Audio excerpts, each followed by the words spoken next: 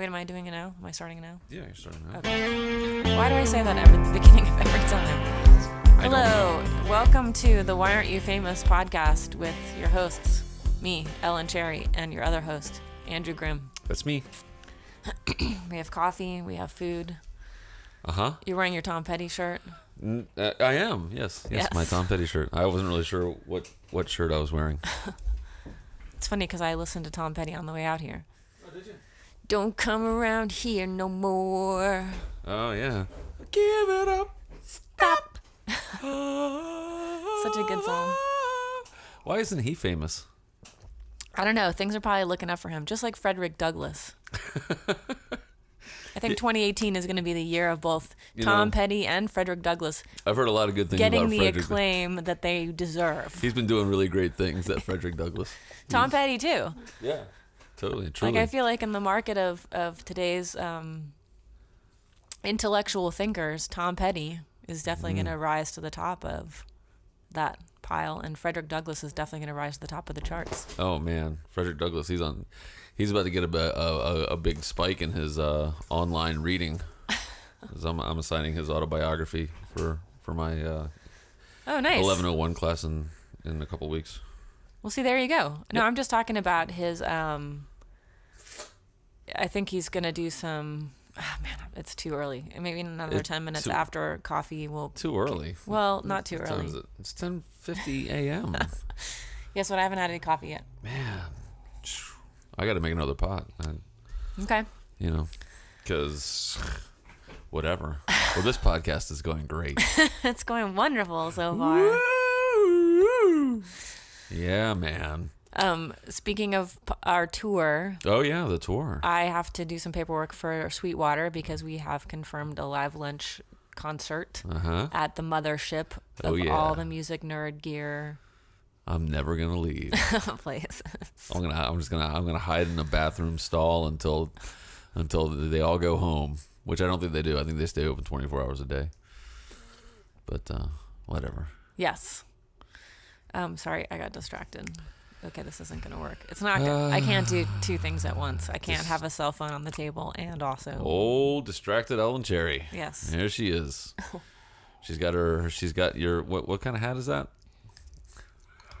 I don't know. I want to hear you say it. It's a pussy hat. It's a pussy hat made by our friend Karen Smallwood. And it was almost a year ago that you and I were on the road listening to our dear leader's inaugural speech.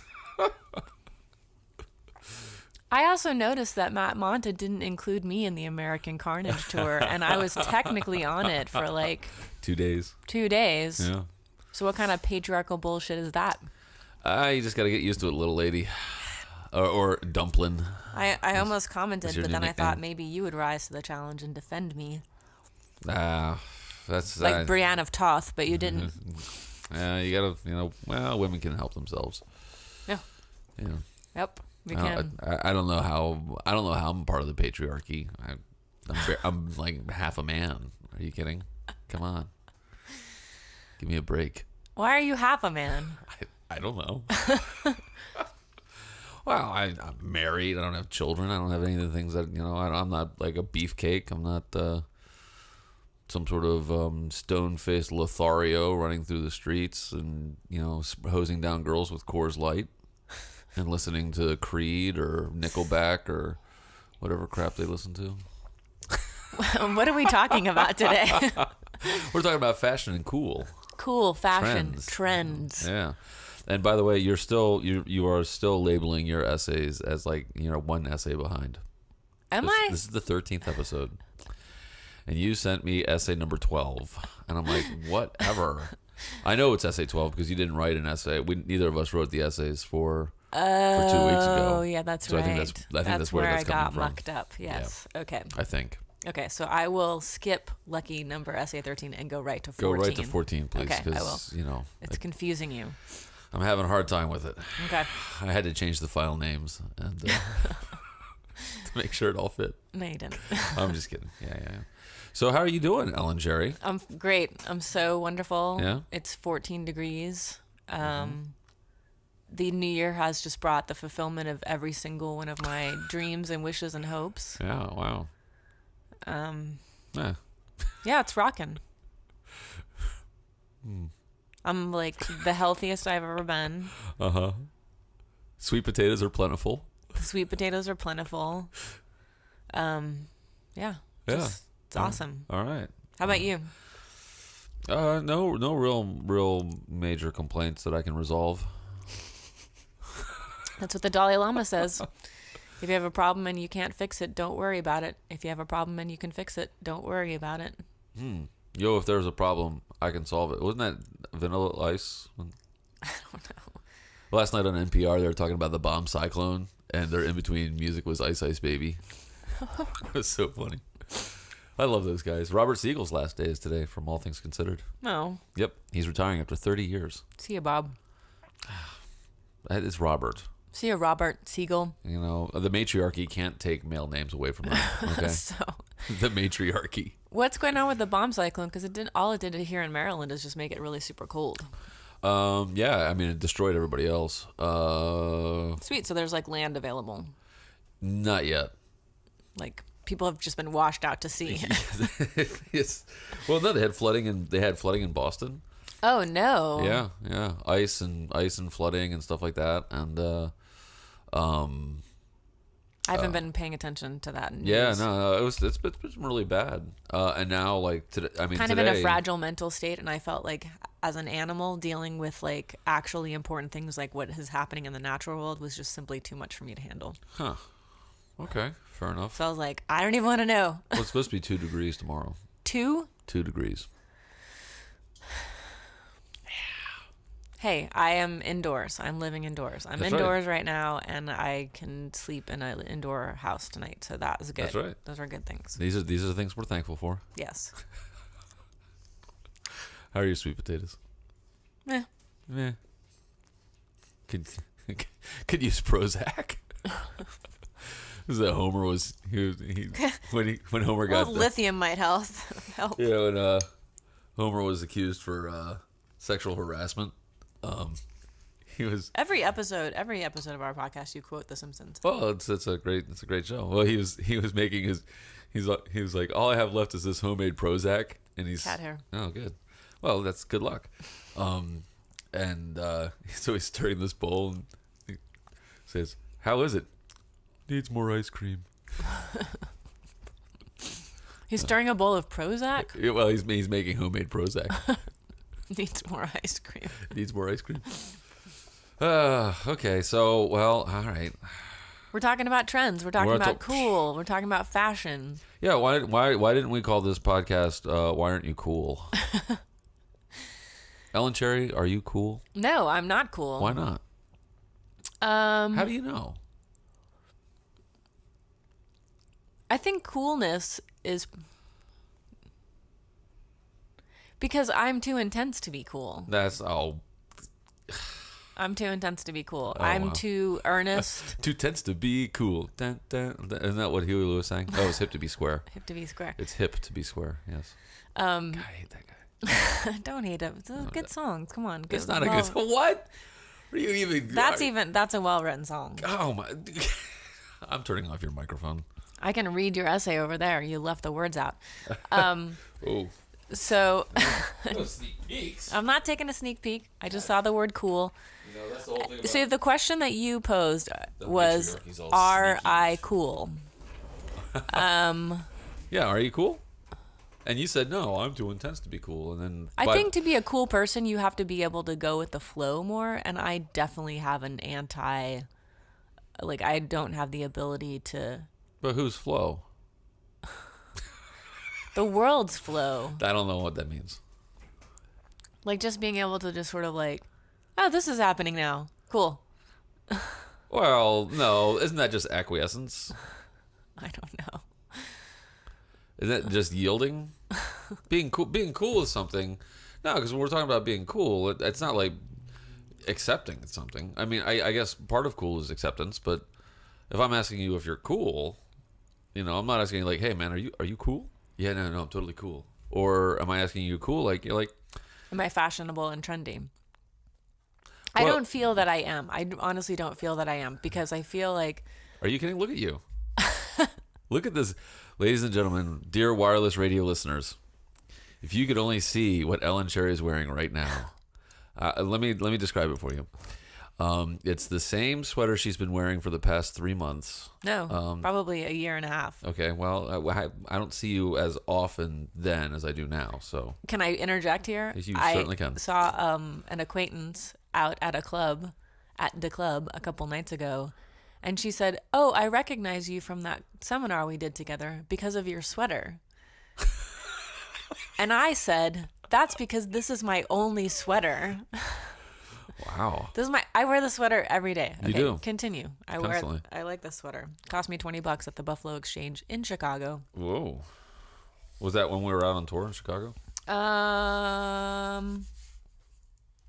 Yes, but I was there for the Puppet Festival. The Puppet. It was after I was on this tour called American Carnage, but I got excluded from the promotional materials. By the patriarchy. By patriarchal Matt Monta. Man, that's good. Okay, continue. What else am I wearing? And she's wearing some sort of scarf that looks like some sort of design on it, but it's the same color, almost the same colors as the... Nope, totally different. Greens and blues and browns, and this is black and gray. Let me tell you something here about the matriarchy. Let me mansplain something to you here, Ellen Cherry, really quick. Black sweater. I remember... Blue long johns. She's starting to take off her... I don't want to see anything, thank you. No, don't. Come on, I'm trying to see what color my bra is. Go ahead. I'm not looking. Nope, too late. It's too cold in here. It's not that good. It's 60 degrees in here. Come on. It's like a tropical mist. Anyway, so do you think that I look cool? Sure, of course. I don't look cool. You totally look cool. No, I don't. Yeah, you do. You're willing to go outside in that. That doesn't mean I look cool. It means that I believe that I am invisible. Isn't that kind of being cool? Isn't it cool to be invisible? If you're a ninja.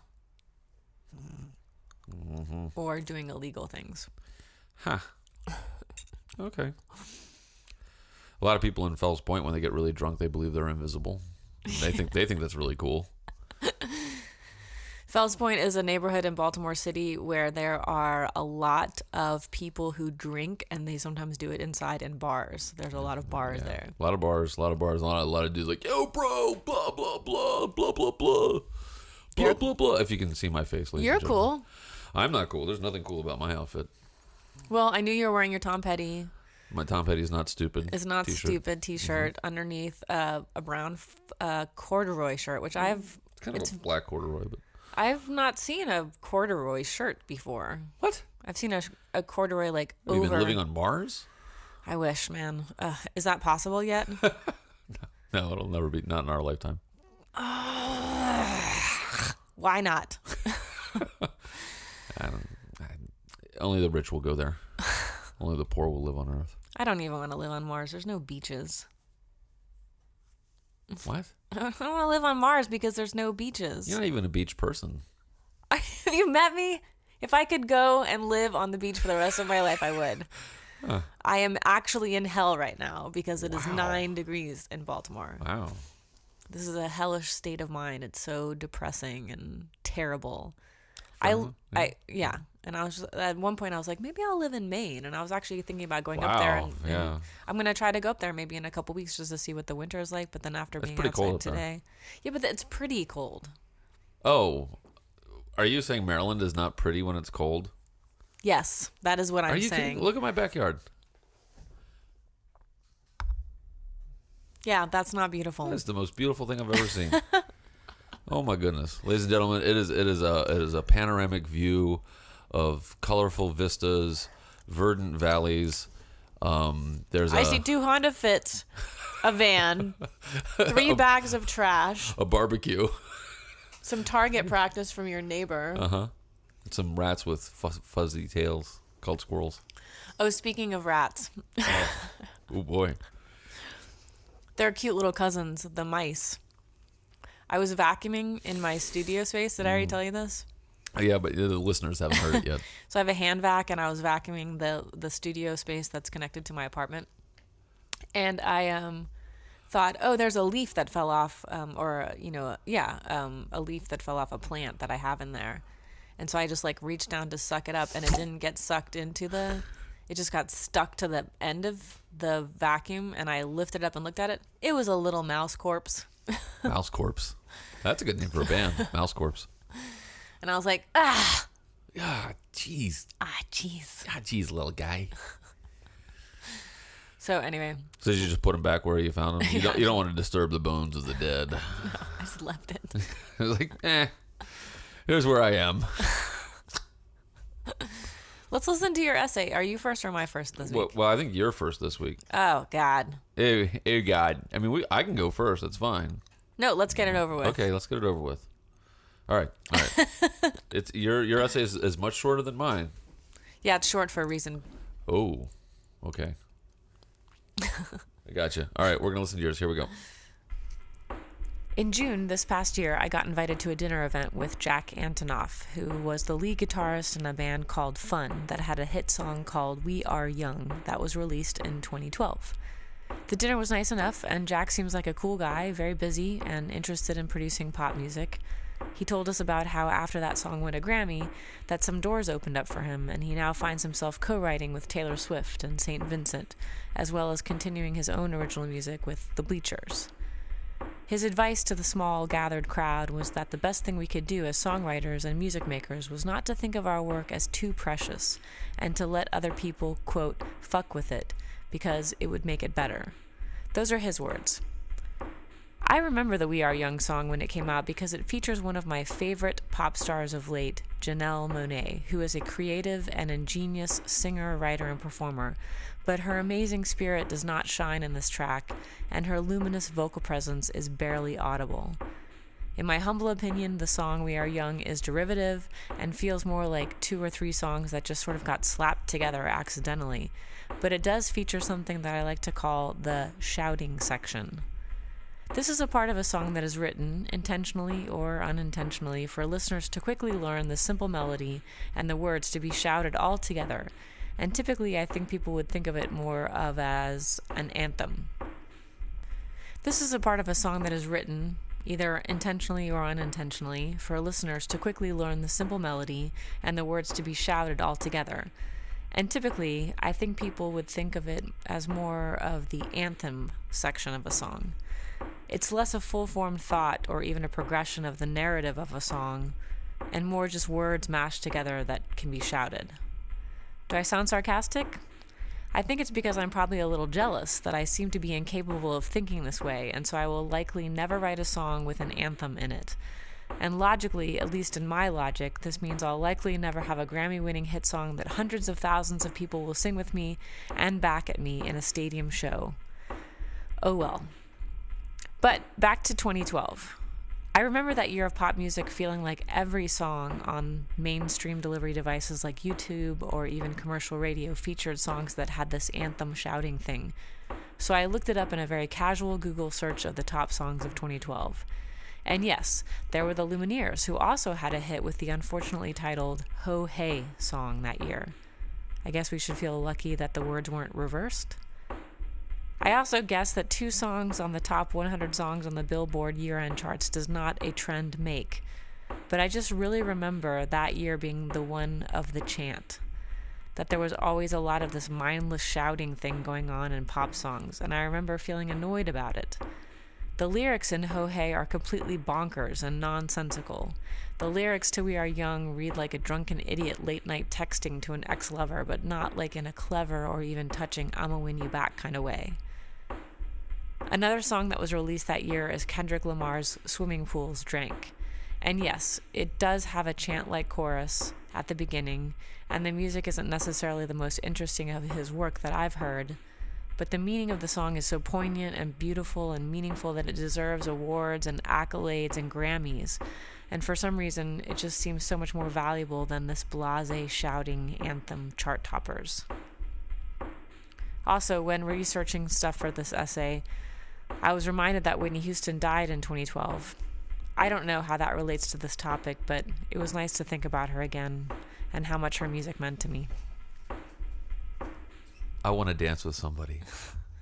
I want to feel the heat with somebody. Yeah, tell me about it. Yeah, I want to dance with somebody. Somebody who loves me. Somebody who loves me. Somebody who will hold me in. I thought she died long before 2012. Nope. I was looking up stuff about 2012, and I was just like, because I was thinking about what I was doing in 2012, which was releasing an album of just mostly piano and vocal called "Please Don't Sell the Piano." Ah, yes.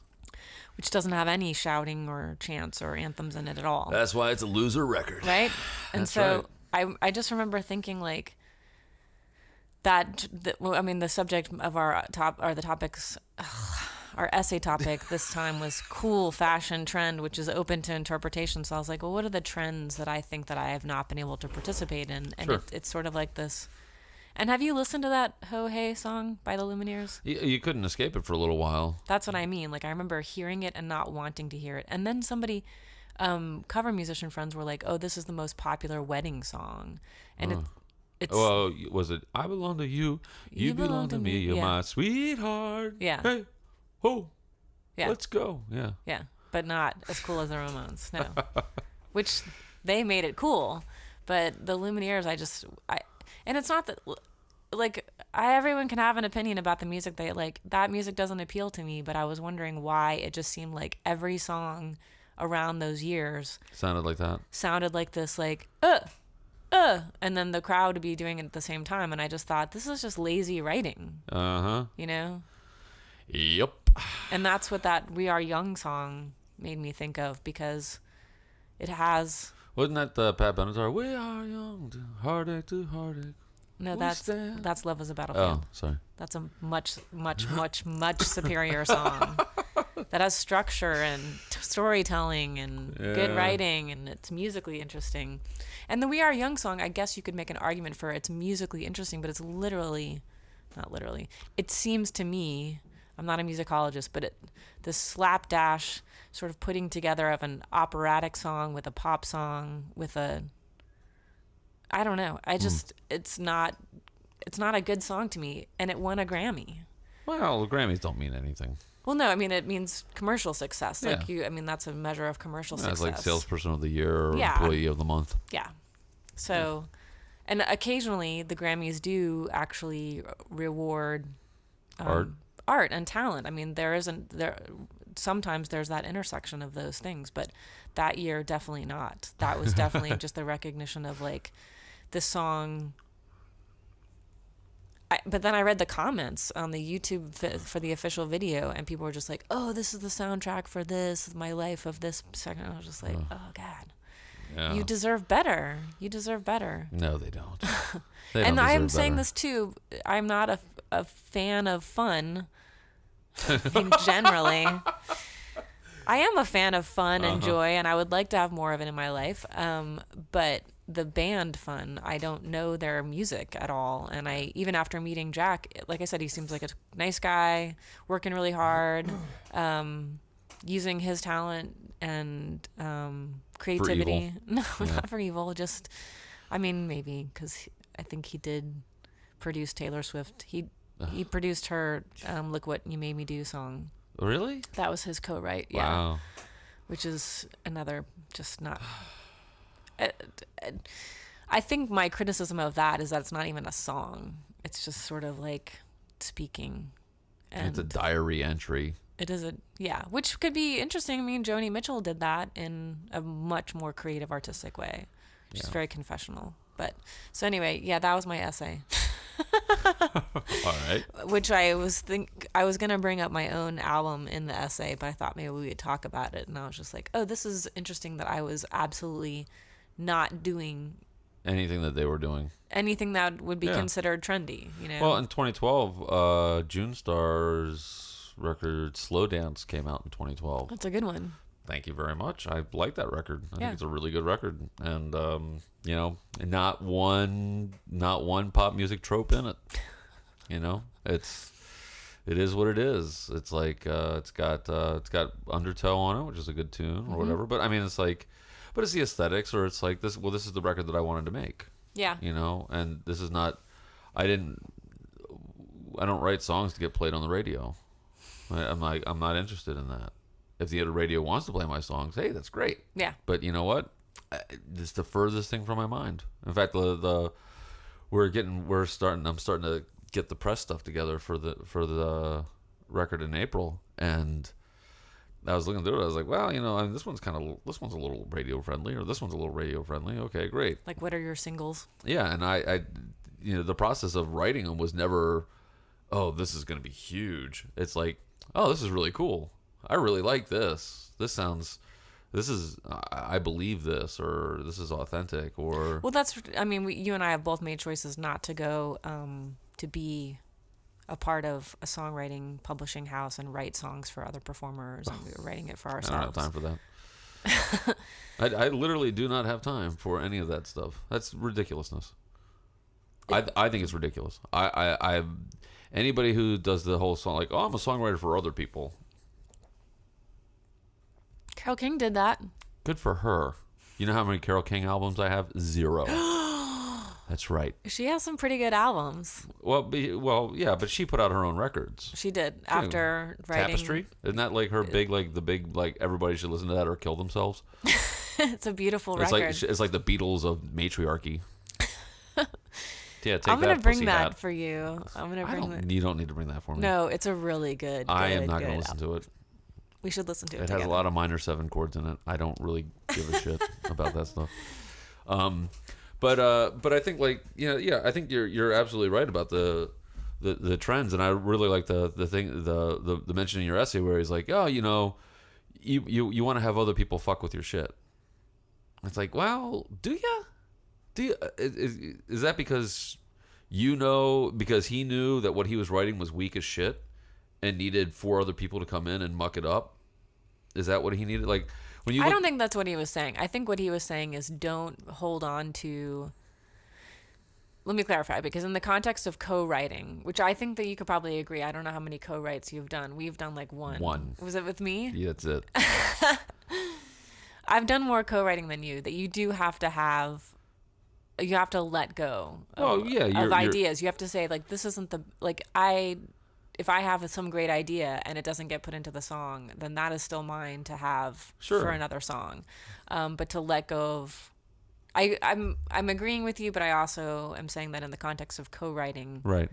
You can allow people to fuck with it because sometimes that chemistry can produce something greater. Like the song I wrote with my friend Naked Blue, we wrote a song called...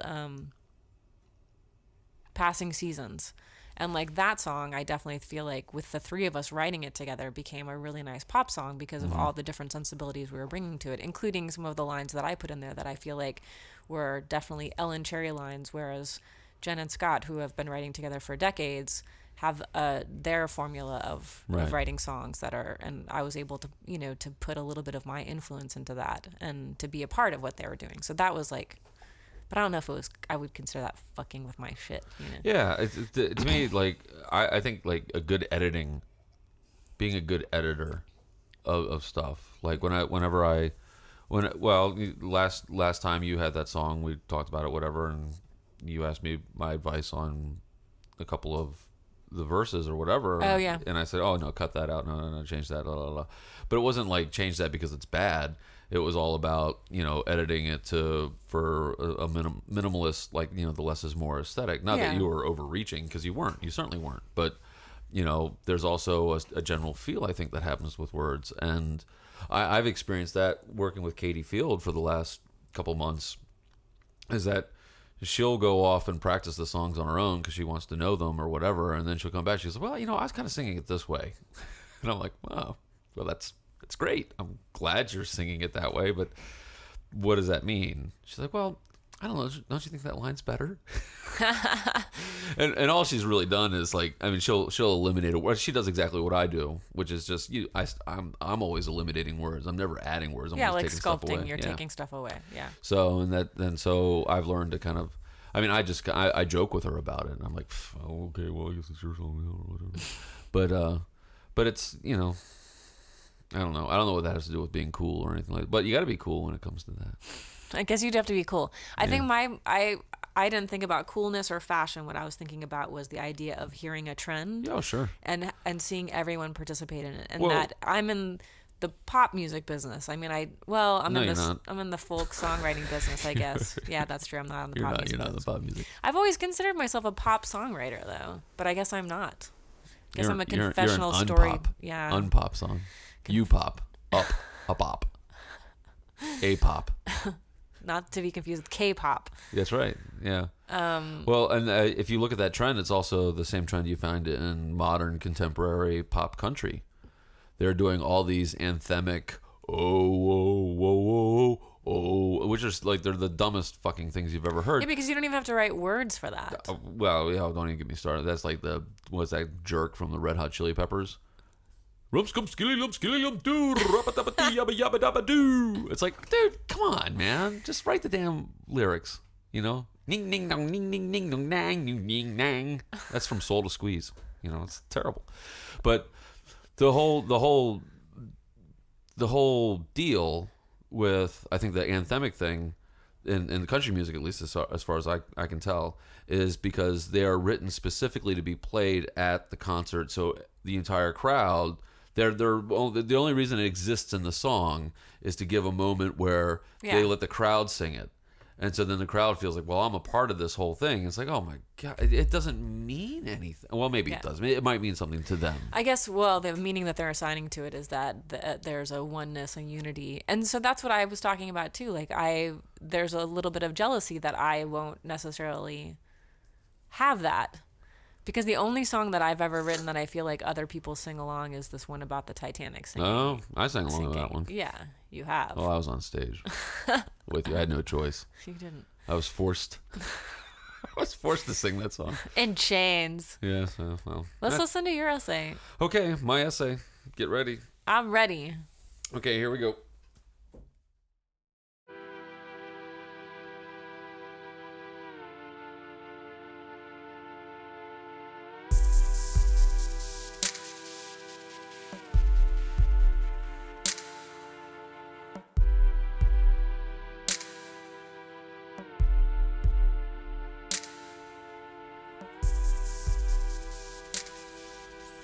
A couple of weeks prior to April 19th, 1986, my parents had asked me where I wanted to go for my birthday dinner, and there was no real choice in the matter. Chili's in Belvedere Square. Oh yeah, along with my best friend Jeff, we piled into our Toyota Corolla and headed down Baltimore way. I seem to remember my parents sitting with some friends in one booth while Jeff and I sat in our own space. Ripping through the food on my plate without any regard to my caloric intake, we goofed around talking about teachers, music, and whatever. I opened up my gift from him, Hang 10 by the Soup Dragons. Jeff and I were in that mode where we bought gifts to make each other laugh. For his birthday, I bought him a Wire tape.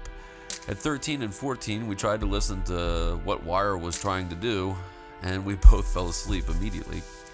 Anyhow, sitting across from us was a group of older kids, maybe in college, maybe not, but they were older for certain. And one of the guys was wearing a tam. The Rastafarian headgear was equally as cool as it was completely unknown to either of us. That hat was unlike anything we'd ever seen. Not a baseball hat, not a pork pie, not a knit cap. It was singular.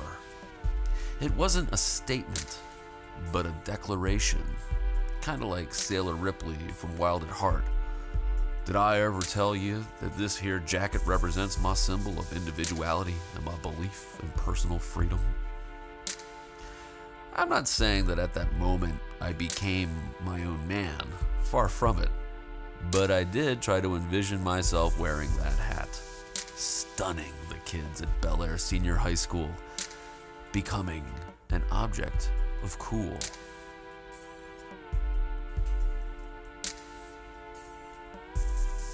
What made that guy wearing that hat so cool wasn't the fashion practicality, but the ease by which it was worn. He was just being himself, I suppose. And of course, this moment was long before the cultural appropriation awareness we now have, but I digress. Still, while I'm digressing, the next time I saw a white man wearing a tam was when I met Kurt Reisenweber at Western Maryland College. I'm sure someone listening to this essay will know who he is. He seems to be everywhere at all times. The tam was a sensible choice for him, too. Which brings us to the point of my story. We all want to be cool. We all want to be in fashion, and the gooey caramel center of this truth is really just being ourselves. Cool is a state of mind and a state of being comfortable in the skin you were born with. Famous singers and rock stars look cool because, well, for goodness gracious sakes, there's an army of makeup people and lighting people and photographers and choreographers whose very job is to generate an image that speaks simply and clearly to our weakest impulses. Oh, you want to be cool? Well, here's a guidepost and an airbrush to help you.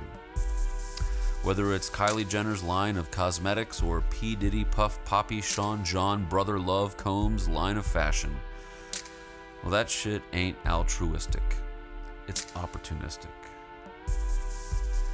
The worst part of adolescence is waiting for it to be over. The moment where the perceived public judgment of the world abates and gives way to confidence, success, happiness, and eventually, cool. What really gets in the way is the relentless barrage of conformity media. At the time of my story, that would have been television, film, and magazines, which allowed for you to turn off the spigot of self-loathing. But now we carry that shit in our pockets. We sleep with it in bed, we wake up to it in the morning, we scroll through it in the bathroom, and it seems omnipresent. Which reminds me, I need to look on Amazon for a tam and look up Kurt Reisenweber on Facebook.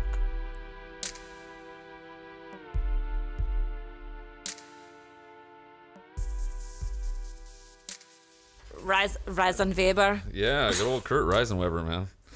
You know, it's another. I didn't even know that that's what that headwear was called. Yeah, tam. It's called a tam. Yeah, it was Kurt Reisenweber. He was the second person I met on the campus of. No, maybe the third person at Western Maryland College. I went there for my senior year of high school. I went for a weekend visit. Okay. And, buddy. Cat just jumped on the computer. Yep. It's okay. We're still recording. Yep. So he was the third person you met at Western Maryland College. Yeah. Which is now McDaniel, right? Which is now McDaniel, yes. I totally said McDaniels. Yes, well, it has an arch for a logo, so there you have it. It was really weird. Like, this is another one of those moments of like cross networking. Here's my I don't know, the story of my life, or I don't know. There's this intersecting kind of, these paths that you come across, but it's like, so I always remember Kurt Reisenweber. He was kind of a crazy kind of guy, and he had dreads, and he was, when I met him, I believe he was smoking a cigar in the dorm room, and then he looked at me and he goes, "Do you smoke anything?" And I was like, "No, I don't know. I drink beer, and that was about it." But he seemed like a nice guy or whatever. Wait, you were drinking beer in high school? Yeah. Oh my God. So, I know. It was a Where were your slope. parents? They thought I was at the library. So actually that's my brother's deal. We'll talk about that some other time. But the funny thing about Kurt Reisenweber is that, like, years later, I would talk to somebody and somehow his name would come up, and like my ex-wife, like her and all her friends knew Kurt Reisenweber. And like it's just this bizarre type of thing. He was in a band that was pretty popular. I can't remember what it was, but did you look him up on Facebook? I looked him up a few years ago. I did, or whatever. Is he still wearing the tam? He's still wearing the tam. No, I don't know. It's gotta smell pretty bad by now. I think he lives somewhere in Baltimore, I thought, or something like that. But I didn't mean to be judgmental of people drinking in high school. I know people drink for a lot of different reasons. Yeah. Okay, so sorry. I apologize. You know what? I was shocked. Don't mean to be and judgmental. I was upset that you would judge me like that. I don't want to be judgmental. I just wanted to be cool. That's why I drank in high school. Yes. Yeah. Okay, so let's talk about. That was a good essay. I liked your essay a lot. Thank you very much. And I liked thinking about chilies. It was before it was like an international super franchise type of thing or whatever. It was like a special treat for you to come down from Bel Air. Well, that was where Ryan's daughter is. Yep, it looks like a Chili's. It was, and you know what it was, and I whenever I went in there to play music, I would be like, "It was that booth over there." Where I first saw the TAM. I started to realize like I wanted to be cool too. Stupid. It's okay. Yes. So talk more about how did that influence you? I don't know what I'm saying. I'm a terrible interviewer right now. Andrew Graham is now going into full cardiac arrest. Guess what you talked about earlier? I'll hold your hand. Oh my goodness. Okay. Well, I think when I think about coolness and I think about fame and I think about all that other stuff, it's like it's just such a betrayal of everything, like everything that we hold true about being unique or being a human being. Mm-hmm. Because go to any store or go to Amazon or whatever, and you somebody's going to try to sell you, well, I mean, back then, I guess a Hannah Montana guitar or whatever. And so you can be just like her and you can be just as cool. And, because these people exude confidence and like, if that were the measure of coolness, oh my God, I would fail so terribly because I can't get on stage and I don't dance and I'm not going to do the shit that they do. Mm-hmm. So, well, I guess I'm just not going to be cool, which is bullshit because I am cool. And that actually makes you cool. The idea of maintaining your individuality right. is what makes you cool. I was when I teach and I talk to students about the coursework or whatever, and I say things like, well, you guys, there's a lot of reading involved, and you're probably gonna have to sit down and read and stuff like that. But you're gonna get, there's gonna be people who don't want you to do that. They're gonna say, hey, let's hang out, blah blah blah. Yeah. And you're gonna say, oh man, I don't want to seem like I'm a nerd. Like, you're in college. You're already a nerd. That's what you're supposed to be doing, too. Embrace it, man. Yeah. And if you embrace your nerdiness, I can't think of anything cooler. Yes, becoming the self that you're meant to be is the coolest possible thing. That's the coolest possible thing you could do. It's so hard, though. I know, it's tough. Like, I mean, I keep thinking to myself, maybe, I can be, I don't know, Luke Bryan someday. Maybe I can be just like him. I can get a team of idiots to write crappy songs for me to sing. You could be one of those idiots. I could be. If you just applied yourself. If I just, yeah, whatever. If you just moved to Nashville. But yeah, so I think like the whole idea of altruism versus opportunistic, like we look at these people who are probably nice people or whatever. I don't know them, but to think that they're doing something to help boost confidence, I think is a double-edged sword. Yeah. Like, I mean, Katy Perry, sure, she's hear me roar, here's my fight song, blah, blah, blah. I get it. That's anthemic. Yeah. And it's also, supposed to be really empowering. But it's also packaged in a way, delivered to people to not be yourself, but be like Katy Perry. Yeah. Not like, be like this part of Katy Perry. Which your is, version of Katy Perry. Right. Yeah, your version of the spirit of the song. Which, Well, then they wouldn't sell any products. And at the end of the day, guess what? It's about selling. Because if it didn't sell, yeah, they would not be where they are. So kudos to us for stating the obvious. Being poor? No. Oh. For sitting here stating the obvious things that everyone already knows. Sure. So the question is there a question there? How do we... Well, why aren't we famous? I think that it goes back to that question of why aren't we famous? And we're not famous because we're not cool. Or we're not selling cool. We're not trendy. I don't know. Or not listening to trends. Yeah. Because even recording trends, I remember talking about this with recording engineers over the years about the use of compression and limiting. Oh, yeah. And like the idea that when you listen to, I mean, whether you agree or like your opinion of this, either of these two musicians or music that I'm about to name is positive or negative in your opinion. Ooh, here we go. Their recordings are vastly different because I remember sitting there with a recording engineer and looking at the WAV file of a U2 song which sounded massive and stadium filling and just like this big sound when you turn the volume up.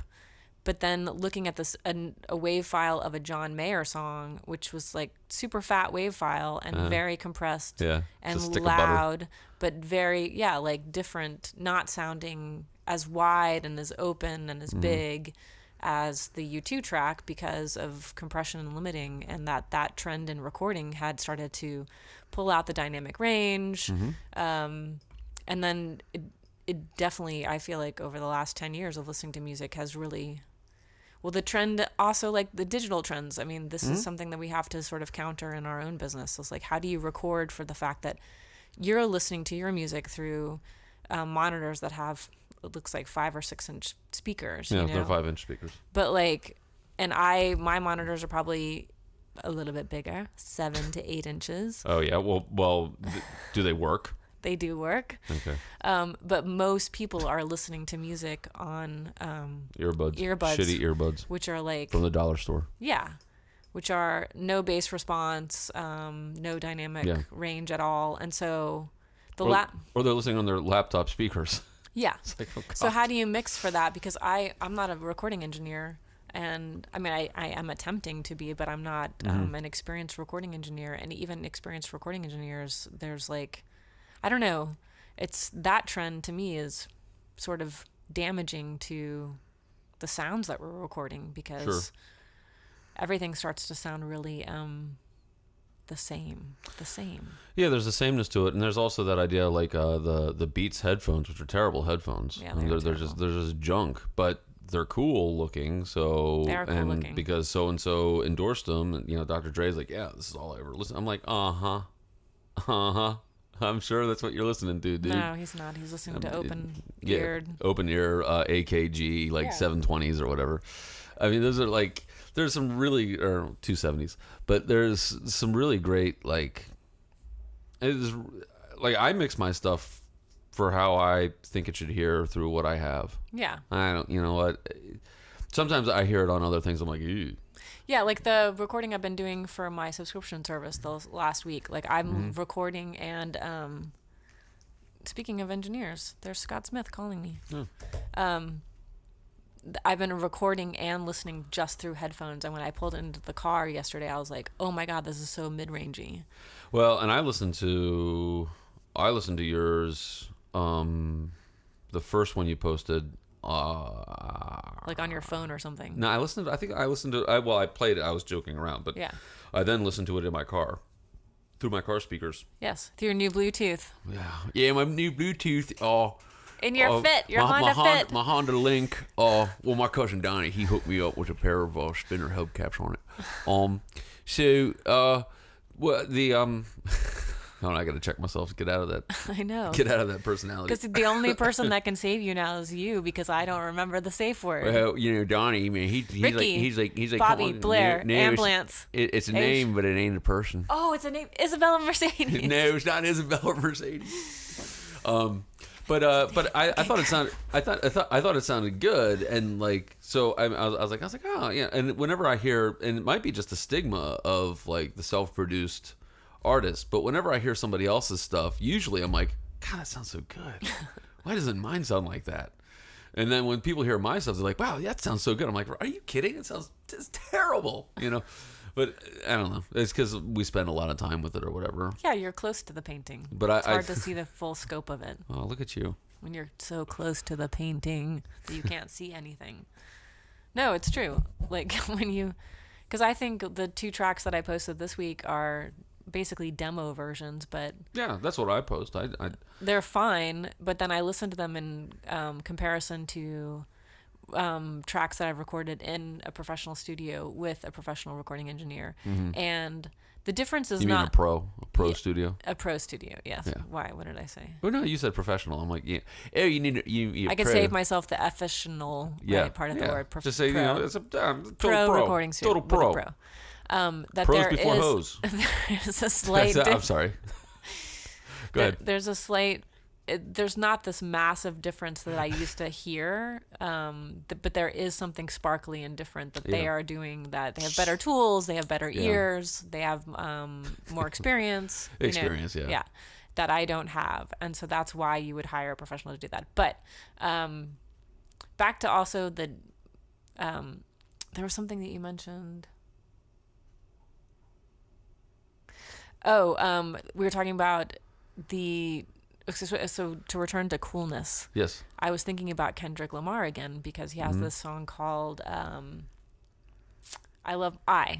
and the chorus, the hook is I love myself, but there's a line in there where he says, how many times, everybody lacks confidence, how many times was my potential anonymous? And it's such a great line, and I was walking the other day listening to that song and thinking about that. It's like the lack of confidence is both internal because of things that I have told myself that I wanted, that I'm not getting or I'm not doing. But then there's also this external influence of like, to have the bravery and the vulnerability to put out something that might not be perfect because it's not cool, or it's not matching the trend, or it's not playing a certain instrument that I don't like that was ubiquitous for years too, like that it just seemed like it was in every soundtrack, and first it was this one, and then it became the banjo, and that was everywhere, and it was just like, oh my God. And those musical trends that I just feel like I'm not participating in, and part of the being an independent musician, I think, is relying on your friends and your fans of your work to reassure you that they're still with you when you're trying new things, and also when you're not participating in the even the local trends. Oh yeah, no, I am in no local trends. So this answers the question why we're not famous. Yeah. It's just it's just not in our wheelhouse to be famous. It's not in our wheelhouse to be famous. No. So that's actually because I think that returning to our original premise, like I have always thought of fame as sort of like this thing that I don't want because it looks gross to me. Yeah. It looks intrusive, and the introvert in me runs away from it and doesn't want to participate in having that many people know even like my height, or and what that would feel like to have people just randomly know stuff about you, like I know about other famous people accidentally. And so this is another proof of it, that's why I'm not famous. But additionally, I'm not famous because I don't know. It's too depressing to try to keep up with trends.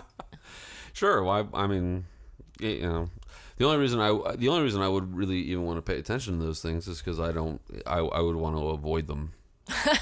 Actively avoid them? Yeah, sure. I mean, because so even the punk mentality of being like, I'm not going to do anything that's cool or trendy, I'm just going to express myself. But even that is cool, gets commodified into, so maybe it's just impossible to avoid it. Like no matter. You can totally avoid it by not putting anything out. By staying in your house and never leaving and crying Getting a job at Chili's. Yes. Which there's nothing wrong with a job at Chili's. Nothing wrong with it. Yeah. Remember when the word, I feel like there's three words that are sort of interchangeable in the way people describe things that they are seeking, but those also become trendy and cool to be sincere, genuine, and authentic. Oh, that's a really authentic person, or that's a really authentic way of saying that, or you're so sincere or genuine. And it's like, that is even like it's like having artisanal emotions. Handcrafted emotions. These are my handcrafted emotions that I'm presenting to you in the moment because I'm a truly authentic person. I'm an artisanal artisan. If I was really an authentic person 24 hours a day in front of everyone... Oh, my Lord.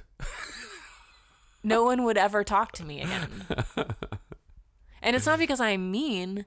It's just that it would be so sad. Yeah. And there would be... that explains some things. Yep. Well, we're having a breakthrough. Breakthrough moment in the podcast. Maybe this is why I'm alone. Ooh. Yeah.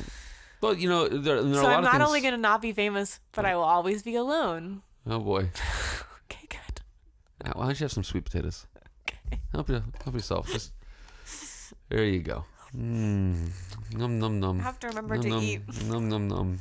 Here comes the airplane. I haven't been eating a lot either. Yeah. Okay.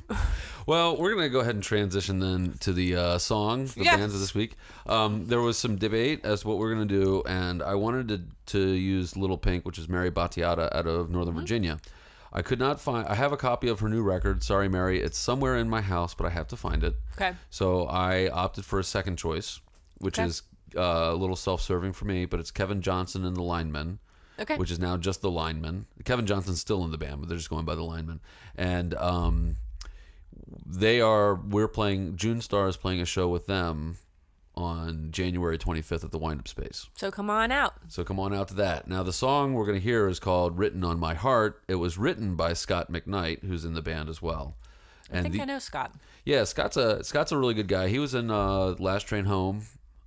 Yeah, that's why I know him. Yeah. And he's with Eric Brace. Yeah. and he's a, songwriter, guitarist, multi-instrumentalist down in Northern Virginia, and you hear his name a lot with Carl Straub, and those guys down there, and really it's kind of like one of those Kevin Johnson Lineman when I first started playing out with Factory Horse in 98. 97-ish is when I became aware of Kevin Johnson Lineman, and I think Parole Music was their first record. Then Sunday Driver came out after that or whatever. But like, is Kevin Johnson an acoustic guitar player, dude? Yeah. Okay, I think he just played a show at On D Music. Yeah, with Jen Smith. Yeah. And Kevin's a really nice guy. He's owned. I don't know if he still owns a local bookstore, but he's a really nice guy. And I went to see him play at Andy's in Chestertown when that was still around. Yeah, Andy's. Yeah, that was a interesting joint. Their PA was like 1,000 years old. It was 1,000 years old, and it had a 60-cycle hum like you'd read about. It was the buzziest of all. That's that's when I first learned about single coil pickups, and I was like, oh, humbuckers. Yes, got it. That's why the word hum is in it. And they had that weird it was like one of those weird things. Like I always felt like I was going to get electrocuted. I know. So when I first heard this song, it's one of my favorite songs. It goes probably, I'd say it's like my top 20 all-time favorite songs. Oh, cool. I can't wait to hear it. It's really well done. And it's a very simple type of tune, too, which is even like, the less is more type of thing. Cool. So anyhow, here we go. This is Written on My Heart, written by Scott McKnight and performed by the Kevin Johnson and the Linemen Quintet. Nice. Yes, in D major. I think. I don't know. The happiest of all keys. As opposed to the saddest of all keys. Which was, wasn't that Lick My Love Pump? This is in D minor, the saddest of all keys. Oh. Yes, that's why I made that reference. It's a Bach. All right.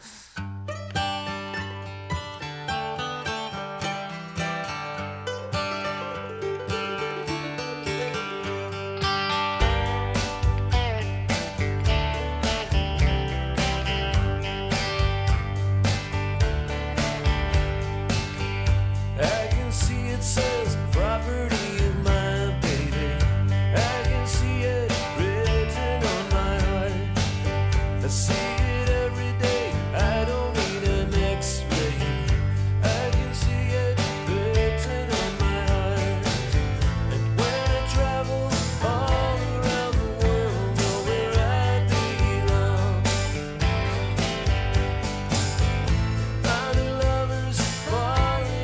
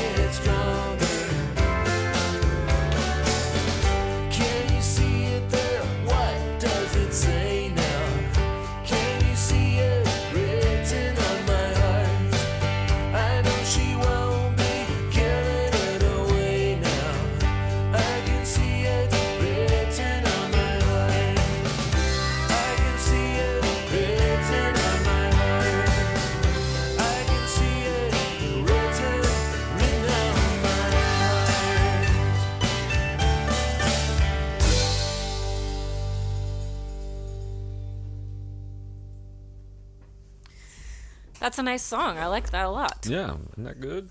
It is very good. There's a sort of, I might mess with their names, but Buddy and Judy. Oh, Buddy and Julie Miller. Julie Miller. Buddy and Julie Miller kind of harmony thing going on that I always really like. Yeah, totally cool. It's very sweet. Mm-hmm. Song about affection. And yeah, very nice. I like that song. Yeah, what I really liked about it was that it had that. Yeah, because it's like in your top 20. Yeah. It has that real kind of easy, kind of behind the beat type of movement to it, and just... It's a dance song. I guess. And you would slow dance to that. Well, you would sort of mid-tempo. You would andante to it with a partner. Man, let me tell you, I andanta'd once. I blew out a knee. Like, it took me weeks to recover from the andante. Oh my gosh, yeah, it was a tete andante double, whatever. I lost my thread of my joke. Do you even know what andante means? No, I have no idea. It means walking pace. Well, so what? Oh, I've been andanteing all my life then. Yeah, so you're fine. Don't worry. You're not going to hurt yourself. Just do a little stretching and some breathing beforehand, and then you can totally andante. Right on. Cool. Sweet. Yeah, so it's a good tune. I've always enjoyed listening to that, and also playing shows with those guys. Like, well, I mean, I've been on a couple shows with Scott McKnight, and I've seen him play with Last Train Home a lot. He's just really good player. Cool. You know, really kind of... I know he might listen to this podcast, because I told him that I wanted to use it and asked him if he said yes, totally cool. So I didn't ask Kevin Johnson, but I asked the songwriter because it was registered for BMI. But there's something avuncular about Scott McKnight. I don't know what it is, but it's just like this kind of like benevolent wisdom, which of course he would be self-deprecating and nice about. But I don't know. It's like I learned a lot from listening, like looking at my peers and people who were better at what I was trying to do, and like looking for not a guidepost and an airbrush, but a guidepost and reassurance, man. Yeah, it's like, okay, so how do you be a human in this business? Right. And that's a very human song. It's authentic. It is. It's genuine and sincere. Authentic artisanal Americana. It was emotionally artisanal. It was, yes, yeah. That's how I want people to describe me. They'll be like, "Oh, Ellen Cherry, she definitely is good at those artisanal emotionals." Yeah. Is it artisanal emotion? Yeah, artisanal. Handcrafted emotion. Artisanal emotion. Yeah. Right. Was that? Did I send you that link? Did I send you the link for artisanal firewood? You did. It was great. That's really funny. They craft up something just so they could burn it. I saw poor quality firewood. I saw a need in the market, a niche that needed to be fulfilled of like people who were not really paying attention to this thing that they were just setting on fire. Right. That is like, so I began in my 20s, with my ex-husband, he started this satirical zine, and then we expanded it to be on the web and just did parody films and stuff like that. And I just remember thinking, like, anytime you see anything like that, it's just really, really like well done satire and parody is so political, rebellious, wonderful. And that link that you sent me about the artisanal handcrafted wood, firewood, it just reminded me, because like a couple of years ago there was like an ice cube craze, and people were like, artisanal ice cubes, really? And I was just like, it's literally water, frozen water. Oh my god, like to have the right crafted ice cube for your drink. Yeah, I remember that. And I just don't look at my freezer. I think that's amazing, because like to have that much time, energy, and money to even think of that as a consumer, and be like, I want to have that, is kind of impressive. Like, wow, that's a good indicator that the end is nigh, right? Because this is what we're focusing on. Yes. Instead of artisanal healthcare. Oh man, can you imagine if we had artisanal healthcare? Or an artisanal. Oh yeah, well my cousin Donnie, he had an artisanal once. Oh, well, it's Ricky. Like, it's one Ricky. No, Ricky's in jail, man, because he's a goddamn narc. What is the name? Now that I know that it's a proper name, I'm gonna. It's a proper name, but it's not a person. Eunice. Oh, no. Eunice. What are you talking Andrew. about? No. James. Nope. Go ahead, try Graham. It ain't gonna work. All right, so let's shift topics to we started off at the beginning of the podcast talking about the tour. Yes. But it looks like the tour is really shaping up. Yes, we're getting there. Since the beginning of the podcast, we have not made any progress from the beginning of this podcast to the end of this podcast, but we will today. Yeah, I was looking at those dates, and it's I finally put them up on the website. There's more. I've populated the tour dates on the website. Yeah, I'm going to populate mine on my Songkick. I have Songkick now. Okay. So I can do that too. And what we're not gonna get a gig on, openmics.org. What? Featured artists. Let's see if we can do it. See if we can find somebody's, because it's always fun to play open mics. It is fun. It would be fun to... I'm really, really, really looking forward to being on the road. I wish that I wasn't so far away. Yep. I'm looking forward to it too. So we need to start the promotional part of it too. Right. And we got to start the competitive stuff too. What's the competitive stuff? I'm going to blow you away, girl. Oh, like who's going to perform a better show? Oh my goodness. I've been doing 15 sets of 100 sit-ups. I've been getting like my abs are in shape. And like I've been working on my Andante. I'm gonna get my. I'm slowly building up to that. I'm doing a crawl Dante. I've been working on like how much crying I can do per day. Ooh. I'm up to like 2 or 3 hours. Well, you know that I have that my Fit is an EX Plus. The plus for tissue holder? No. There's a Lucite partition. Oh, between driver and passenger. So yeah. And it's specifically for girls who are crying all the time. So, shut up. But does it have frosted glass so you can just be like, boink, and then I'm in my own little like cone of silence. It's the Maxwell. It's the Get Smart Fit. It's got the cone of silence. Oh God. Yeah. Oh God. We're gonna have fun. It'll be great. It'll be the greatest time ever. It will. So, I'm really looking forward to it. Yeah, me too. Okay, so Ellen Cherry, if somebody, I'm just saying, not that people are actually searching for you on the internet, but let's say that they were. Okay, where would they find you? If the net is still neutral, you could find me at ellencherry.com, and then I have also have begun for real to post songs for my subscription service, which is at ellencherry.bandcamp.com. And I can tell you how great her subscription service is, because apparently I subscribed twice. So I got to cancel one of my subscriptions. Thank you for your generous contribution. Yeah, a whole 2 months have gone by and she didn't say anything. Like, I just noticed it. Uh-huh. I just noticed it Sure. literally 2 days ago and told you immediately.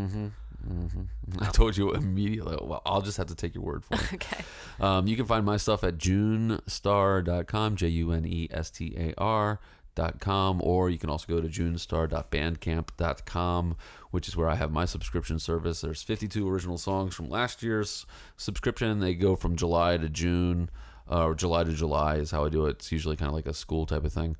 And then this year I'm doing 52 public domain songs, and they're updated every Monday.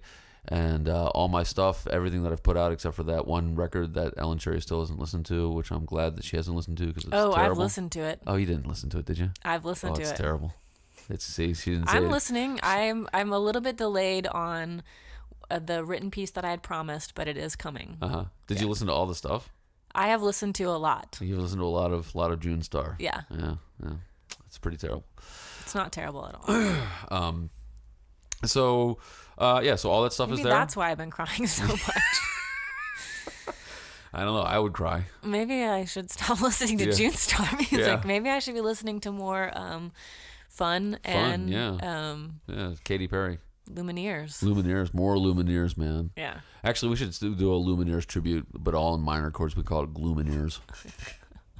Anyhow, whatever. And we'll name the song Hey Ho. Yeah. Instead of Ho Hey. Or no, we can call it Ho Hum. There was another song that I noticed when I was doing that. Oh, The Mumford and Mumford and Sons. They did a song called I Will Wait, which was also really chanty. Yeah. Yeah. It's just not for me. I understand. It's not for me. It's not for me either. Yeah. In 2012, I was definitely listening to not that. Well, fair enough. So Rest in peace, Whitney. Love you. Rest in peace. Miss so you. Until next week, which next week's topic is, we have no idea. I didn't look that far ahead. No, I don't either. So, all right. Well, until then, we'll see you guys later. And I hope you guys take care and keep warm at this bomb cyclone. What? It's the bomb. Jinx. Bye.